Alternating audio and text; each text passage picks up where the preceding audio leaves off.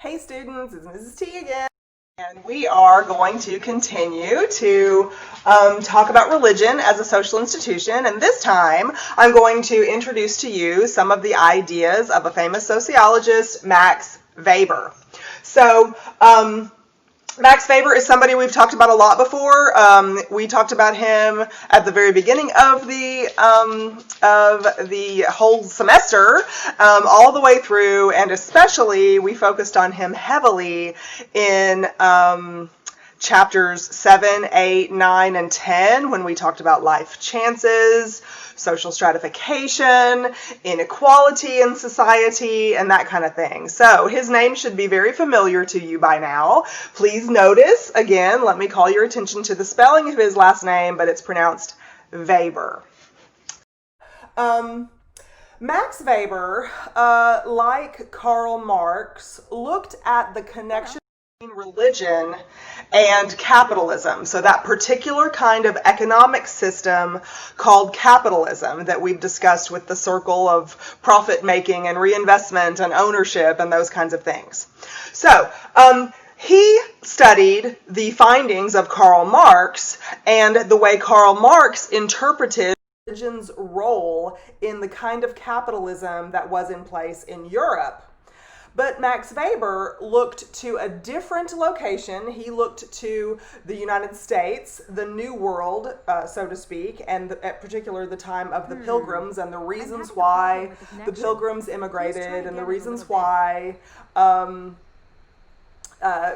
the country evolved, so to speak, the way that it has evolved.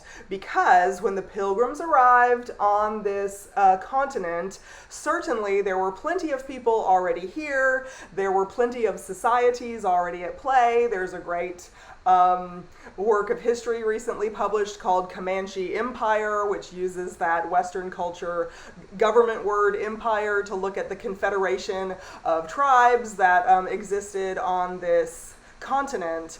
However, Max Weber looked at the immigration of Europeans, particularly English, who were escaping religious persecution and came to the United States, what would be the United States, to establish a colony where they could freely practice their religious beliefs. So, in other words, Karl Marx was looking at a society where religion was already well established. Religious practice was already well established. And then capitalism came along. The feudal system was left behind, capitalism came along, and Karl Marx looked at the way capitalists could use religion as a tool to bolster themselves.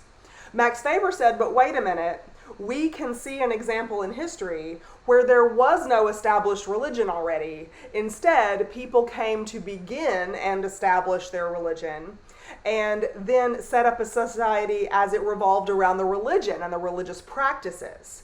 And he observed, correctly so, that capitalism evolved from practicing those religious beliefs rather than, so the flip side of what Karl Marx suggested, that capitalism used existing religious beliefs to bolster itself and to make the bourgeoisie and keep the proletariat the proletariat. So, this is a flip-flop from what Karl Marx, what we learned about from Karl Marx. And so this general question here that I have written, this question is not attributed, it's not a quote, it's not attributed to Max Weber. The question is the theme for what we're going to talk about in these short lessons about Max Weber's ideas. He suggested, because he used the founding of the United States of America, the English founding, not when the Spanish settled here, certainly, because the Spaniards were the first Europeans here, and the oldest colony, therefore, in the United States is St. Augustine, Florida, way older than Jamestown. But anyway, that's another class and another lecture from your Mrs. T. But anyway, the Protestants that came from England to practice their religious freely, that's who Max Weber focused on when he looked at capitalism evolving as the economic system in the United States, where there was no white person economic system in the United States. So any economic system, in other words, any economic system could have evolved out of the religious practice that the Pilgrims practiced, but he observed capitalism is what evolved out of that religious practice. So he wrote a famous book. It's short. I call it a book. Some people call it a treatise or a paper. It's really only about as long as a dissertation for a PhD. It's like 102 pages or something like that, and that's like with the index included. So it's a short book. It's called The Protestant Ethic and the Spirit of Capitalism. And so that's what, in the next lecture, after I finish this introduction, in the next lecture, this is what we're going to focus on, his ideas and his findings that he wrote about, his analysis that he wrote about, and the justification that he used to prove that he was true, or that his ideas were true. It's called The Protestant Ethic and the Spirit of Capitalism. So we know what capitalism is. It's the economic system that encourages ownership, profit, reinvestment, bigger ownership, bigger profit, more reinvestment in that cycle, okay? So we know what capitalism is, but this Protestant ethic term is not one that really has been used in more than like 40 years or so. I remember hearing it when I was a child, which is more than 40 years ago, but anyway, I remember hearing it when I was a child. And so let me kind of give you a little bit of recent American vocabulary history. The Protestant ethic is a term that means an excellent work ethic. So nowadays you hear the term work ethic. That person has a good work ethic, that person has a bad work ethic. And that typically means that if they have a good work ethic, it means they're honest, they're trustworthy, they come on time, they don't take too many breaks and abuse, the benefits offered by the job, they're reliable, those kinds of attributes, those kinds of characteristics in an employee, you can say that's a great work ethic. Well, you didn't used to have to say a great work ethic about a person. You used to just say that person really has a Protestant ethic. And that meant trustworthy, reliable, honorable, honest, all of those things that I just told you about that we know a good work ethic entails. So, if you didn't have a Protestant ethic, then that meant that you didn't have a good work ethic, and therefore other aspects of your life also suffered from unnecessary hardships maybe because you didn't practice this Protestant ethic. So the Protestant ethic is really more than simply how good of an employee are you. It really kind of filters down, trickles down to your daily life also. Are you responsible with your household chores? Are you responsible with your educational duties? Are you a good son, a good daughter, a good parent, a good are you charitable to your fellow man? Man being the word for the human animal I'm using there instead of a sexist term. The man animal. Are you being charitable to your fellow man animals? Because we need charity, right? And so those kinds of behaviors, those kinds of characteristics in life are all wrapped up in these two words, Protestant ethic. Well, Protestant is a word that is also unique to Christianity. So the particular kind of religious system that Max Weber looked at, that the Pilgrims instituted when they came to this land, was a Protestant religious system. So what does that mean? Okay, so originally, the only kind of Christianity that existed, I say kind of Christianity, we in the modern world are very accustomed to driving down the street or the interstate or wherever we're driving, and we'll see a Methodist church and a Presbyterian church and a Baptist church and a Seventh-day Adventist church and a Jehovah's Witnesses, all these different kinds of things. Of course, that's not a Christian faith, but anyway. So you'll see a whole bunch of different worship centers with different names of religions on their signs, right? Okay, so the religion itself is Christianity, but the different kind of religion that it is called a Protestant Christianity.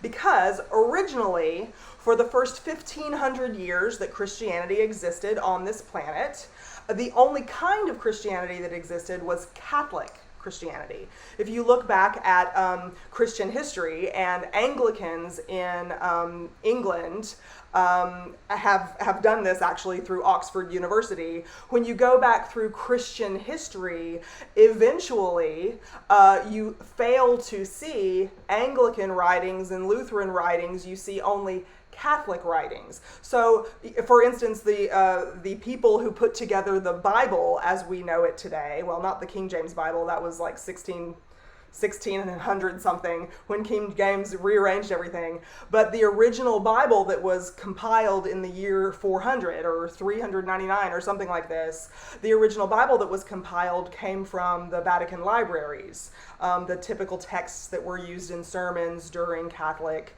masses and during Catholic retreats and things like this. So anyway, Catholic is the original Christianity. And over the centuries, Henry VIII is a famous one to protest some of the Catholic requirements, some of the Catholic teachings. Martin Luther is another famous one to protest some of the Catholic practices that he saw as unjust, and he attributed to Catholic belief rather than merely corrupt people in the church. So Protestant religions evolved. They popped up out of Catholic faith when the centuries passed and, people of not goodwill started practicing religion, and there was something to protest in their behavior.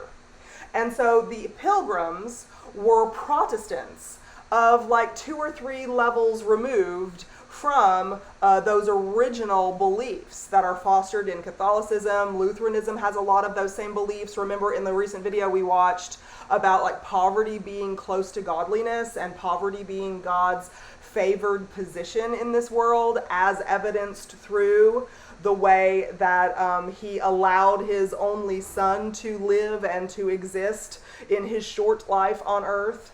So those messages of poverty being blessed are the meek, and those kinds of things, are from the original ideas of Christianity.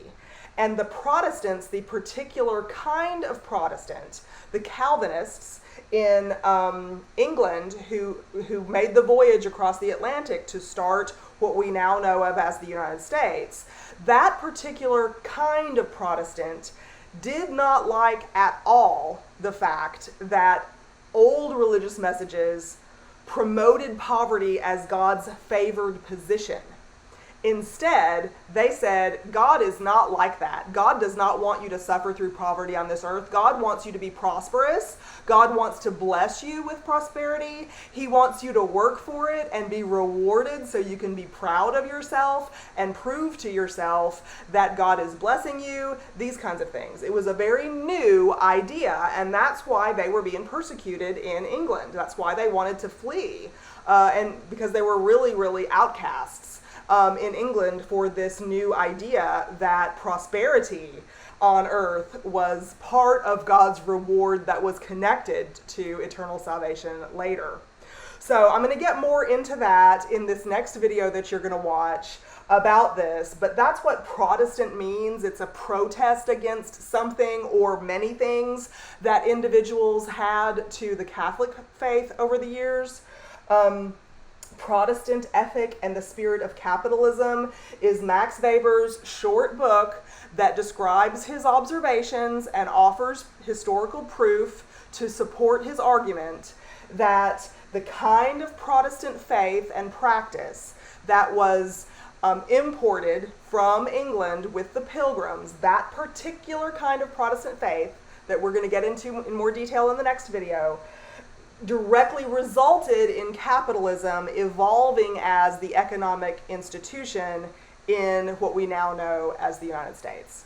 It's pretty interesting stuff. It's a complete flip-flop from Karl Marx's idea that pre-existing religion can be the tool for oppression of the proletariat Instead, this is like uplift of the bottom up, right? If you're a believer on the bottom and you follow the practices, God will bless you on this earth and reward you with earthly prosperity. So let's look a little bit more into that. There are some key terms that you need to know, and some more connections that we need to make between that particular religious idea and capitalism. So we will do that in just a second.